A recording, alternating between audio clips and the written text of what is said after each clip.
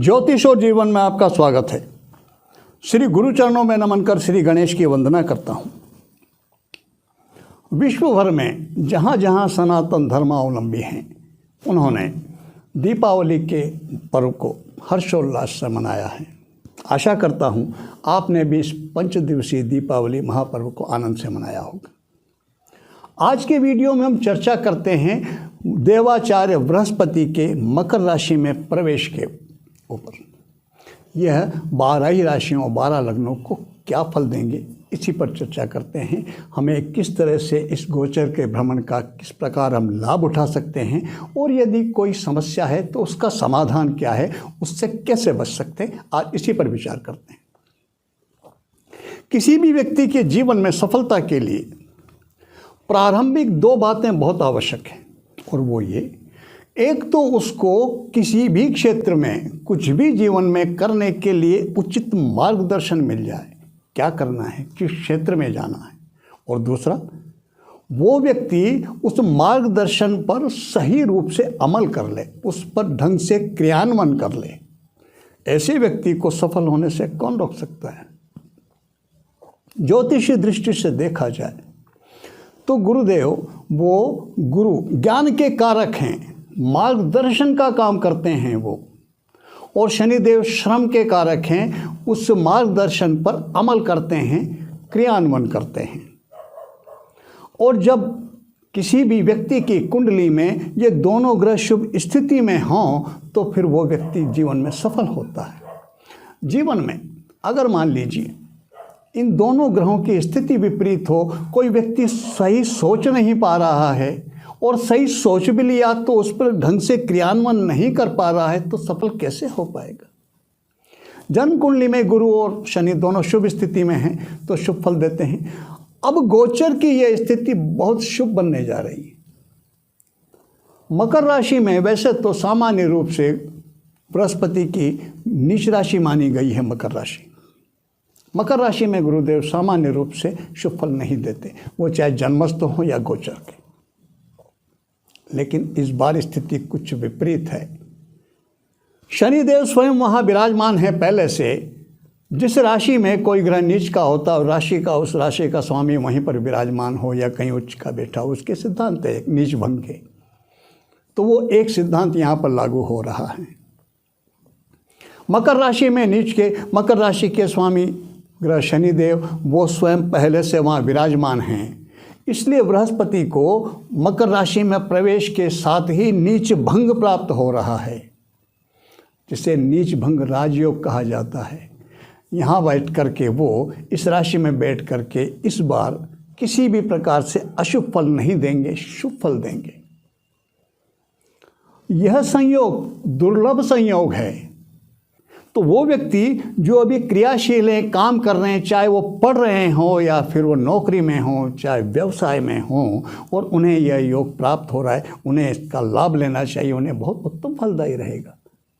किसी व्यक्ति के मान लीजिए यह युति, यदि यह गोचर का संयोग अगर बचपन में गुजर जाता है तो विशेष लाभकारी नहीं, और वृद्धावस्था में आता है तो भी उतना फलदायी नहीं।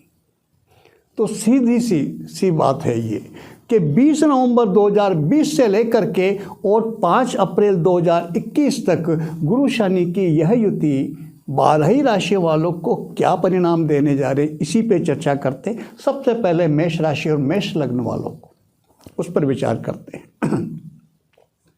तो मेष राशि और मेष लग्न वालों को यह युति उनके 10वें स्थान में बनने जा रही है।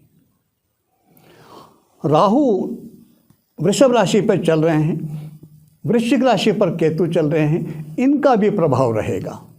इनको भी ध्यान में रख करके मैं जो भी मेरा विचार है वो मैं आपको बताना चाहता हूँ। तो 10वें स्थान है कर्म स्थान।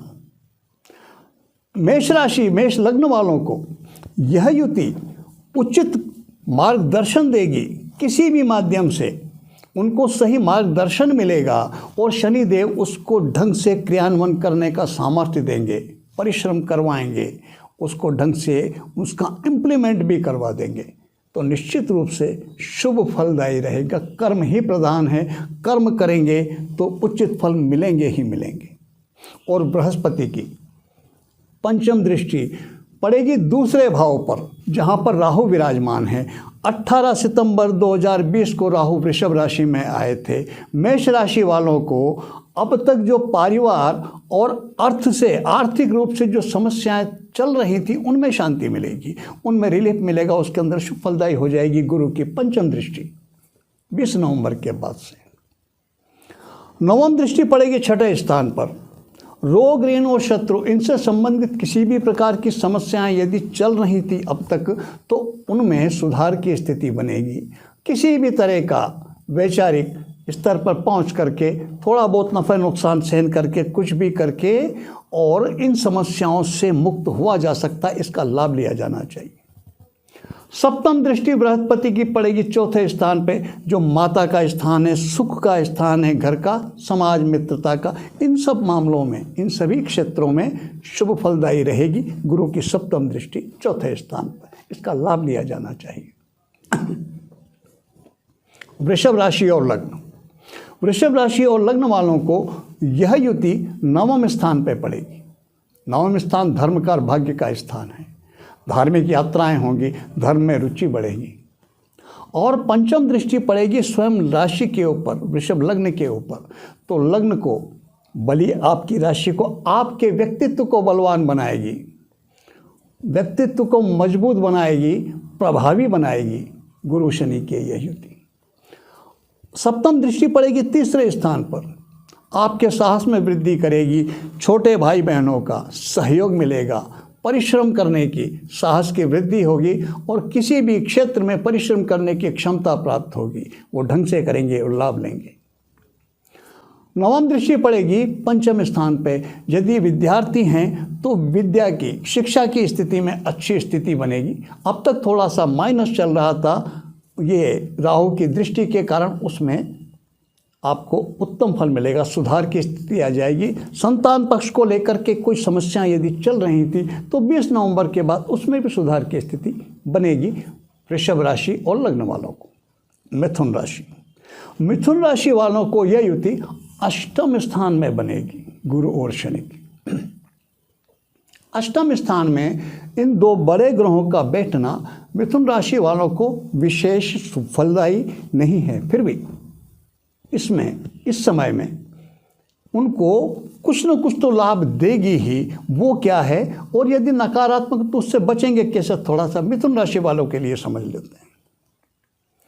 राहु देव वृषभ राशि में चल ही रहे हैं पहले से, तो 18 सितंबर से मिथुन राशि वालों को अभी तक बहुत से खर्च बढ़े हुए हैं, कई बार नुकसान की स्थिति भी बनी है, और गुरु की दृष्टि यहाँ पर पंचम पढ़ करके उसमें सुधार की स्थिति बना देगी।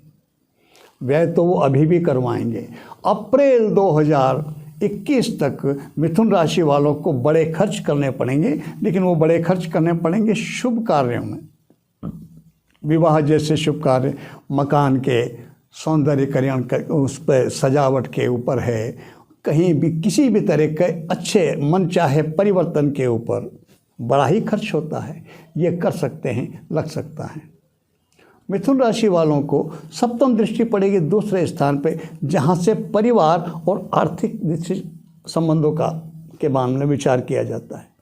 तो ये युति मिथुन राशि वालों को पारिवारिक मामलों में शुभ फल देगी, आर्थिक दृष्टि से शुभ फल देगी।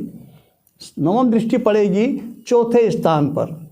परिवार से संबंधित कोई भी किसी भी प्रकार की समस्याएं अब तक चली आ रही थी, माता के पक्ष से किसी भी प्रकार की, चाहे माता के स्वास्थ्य से संबंधित हो या माता से संबंधों को लेकर के हो, उनमें सुधार की स्थिति बनेगी। इस दृष्टि से मिथुन राशि वालों को ये शुभ फल रहेगा। अब जो माइनस है केवल, तो वो ये अष्टम स्थान में होने के कारण उन्हें अपने स्वास्थ्य का ध्यान रखना चाहिए। मिथुन राशि वालों को स्वास्थ्य के प्रति इस समय में लापरवाही नहीं बरतनी चाहिए। कर्क राशि। कर्क राशि वालों को यह युति सप्तम स्थान में पड़ेगी। सप्तम स्थान में गुरु शनि का यह संयोग व्यापार के मामलों में शुभ फलदायी रहेगा, जीवन साथी के मामले में शुभ फलदायी रहेगा। जो अविवाहित हैं उनके विवाह के योग बनेंगे। बृहस्पति और शनि की पंचम दृष्टि, बृहस्पति की पंचम दृष्टि पड़ेगी लाभ स्थान पे जहाँ पहले से राहु बैठे हुए हैं। वैसे भी राहु 11वें स्थान में शुभ फल देते हैं, राहु की पंचम दृष्टि उसको और शुभता प्रदान कर देगी।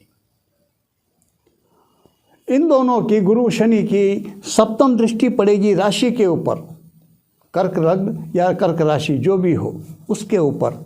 ये कर्क राशि वालों के व्यक्तित्व को बहुत प्रभावी बनाएंगी, व्यक्तित्व को वजनदार बनाएंगी, गंभीरता देंगे, मान सम्मान की स्थिति उत्तम करेंगे। और तीसरे स्थान पर गुरु की नवम दृष्टि व्यक्ति को साहसी बनाएगी, जो कुछ सोचा है उसे क्रियान्वयन कराने का साहस देगी, वो करेंगे और परिणाम स्वरूप उन्हें अच्छे परिणाम प्राप्त, अच्छे लाभ की स्थिति बनेगी। कह सकते हैं कर्क राशि वालों को यह गुरु शनि का भ्रमण बहुत अच्छे परिणाम देने वाले, आपको इसका लाभ लेना चाहिए। सिंह राशि, सिंह राशि वालों को यह युति छठे स्थान में पड़ने वाली। छठा स्थान रोग ऋण और शत्रुओं का स्थान है, यहाँ पर समता बनी रखेगी। ज़्यादा अच्छा नहीं, बुरा नहीं है तो ज़्यादा अच्छा भी नहीं कहा जा सकता। तो जो मानसिक, जो थोड़ा सा नकारात्मक, उससे कैसे बचेंगे इस पर चर्चा करते हैं। पहले देखते हैं प्लस क्या क्या है। 10वें स्थान में राहु चल रहे थे 18 सितंबर 2020 से लेकर के अभी तक थोड़ा सा कार्य क्षेत्र में, व्यवसाय के क्षेत्र में कुछ तनाव की सी स्थिति बना रखी थी सिंह राशि वालों को दशम के राहु ने। गुरु की पंचम दृष्टि यहाँ पढ़ करके उन समस्याओं से मुक्ति दिलाएगी, उस दृष्टि से शुभ फलदायी रहेगी। गुरु की पंचम दृष्टि दशम स्थान पर सिंह राशि वालों को। व्यय स्थान पर 12वें स्थान पर उच्च की दृष्टि पड़ेगी गुरु की, खर्चे बढ़ा देंगे, तो उस मामले में थोड़ा सावधान रहना चाहिए। लेन देन के मामले में सतर्कता बरतनी चाहिए। अगर मान लीजिए कुछ गलत पैसा देने में आ गया, इन्वेस्टमेंट गलत करने में आ गया, तो नुकसान की स्थिति बन सकती, वो भी बड़ा, क्योंकि दृष्टि उच्च की है गुरु की, इसलिए उस मामले में सतर्कता, सावधानी बहुत जरूरी है। दूसरे स्थान पर गुरु की नवम दृष्टि पड़ेगी, वहाँ पर अभी तक राहु की पंचम दृष्टि थी। राहु की पंचम दृष्टि होने के कारण सिंह राशि वालों को परिवार से संबंधित आर्थिक दृष्टि से किसी भी प्रकार की समस्याएं यदि थीं तो 20 नवंबर के बाद उसमें सुधार की स्थिति बनेगी। उसमें उनको जो भी कुछ समस्याएं चल रही थी उनसे मुक्ति का अनुभव होगा 20 नवंबर से। स्वास्थ्य की दृष्टि से गुरु शनि का छठे भाव में बैठना सिंह राशि वालों को थोड़ी समस्याएं देती, इसलिए स्वास्थ्य के मामले में उन्हें सावधानी बरतना चाहिए। कन्या राशि, कन्या राशि वालों को यह युति पड़ेगी पंचम स्थान में। कन्या राशि के, कन्या लग्न के जो जातक अभी विद्या के क्षेत्र से जुड़े हैं, पढ़ रहे हैं या पढ़ाते हैं, उन दोनों को यह युति शुभ फलदायी रहेगी। वो बड़े हैं, उनके बच्चे हैं और वो पढ़ रहे हैं, तो उनके बच्चों को भी वो उनके शिक्षा के उसमें संतोषजनक परिणाम मिलेंगे। संतान से संबंधित किसी प्रकार की समस्याओं से यदि पीड़ित थे कन्या लग्न और राशि वाले, तो इस समय में उन्हें राहत मिलेगी। पंचम दृष्टि पड़ेगी नवम स्थान पे, जहाँ पर राहु बैठे हुए हैं। नवम स्थान पर कन्या राशि वालों को यह दृष्टि उनको धर्म के अंदर रुचि उत्पन्न करेगी, धार्मिक यात्राएं होंगी। उच्च की दृष्टि लाभ स्थान पर, यह कन्या राशि वालों के लिए लाभ की स्थिति बहुत अच्छी बनाएंगे, अच्छे लाभ के अवसर प्रदान करेगी, उसका लाभ लेना चाहिए। स्वयं के विचारों को बहुत अच्छी तरह से क्रियान्वयन करने के कारण कन्या राशि वालों को इस समय में बहुत अच्छे लाभ की स्थिति, आर्थिक लाभ की स्थिति बनती है, इसका लाभ लेना चाहिए। गुरु और शनि ये दोनों लाभ स्थान पर देखें और पंचम में बैठ के देखें। पंचम स्थान बुद्धि विवेक का, व्यक्ति स्वयं अच्छा सोचता है, अच्छे विचार उसके मन में आते हैं और शनि यहाँ बैठ करके उनको ढंग से अच्छी तरह से क्रियान्वयन भी करवा देते हैं, तो निश्चित रूप से लाभ की स्थिति तो बनी जाएगी। कन्या राशि के ऊपर गुरुदेव की अभी नवम दृष्टि पड़ेगी, उनके व्यक्तित्व को प्रभावी बना देंगे। अप्रैल तक बहुत मान सम्मान की स्थिति उत्तम रहेगी, उनके व्यक्तित्व को प्रभावी बनाएंगे और लाभ की दृष्टि से बहुत अच्छी स्थिति रहेगी। इन सब बातों का लाभ उठाना चाहिए कन्या राशि वालों को। मेष से लेकर के कन्या राशि तक ये विचार किया। मैं इन सभी राशि वालों को इनके इस गुरु के गोचर भ्रमण की मैं प्रार्थना करता हूँ ईश्वर से कि इन्हें शुभ फलदायी हो। इसी के साथ मैं आपको नमन करता हूँ। तुला से लेकर मीन राशि तक का क्या विचार अगले वीडियो में करते हैं। नमस्कार।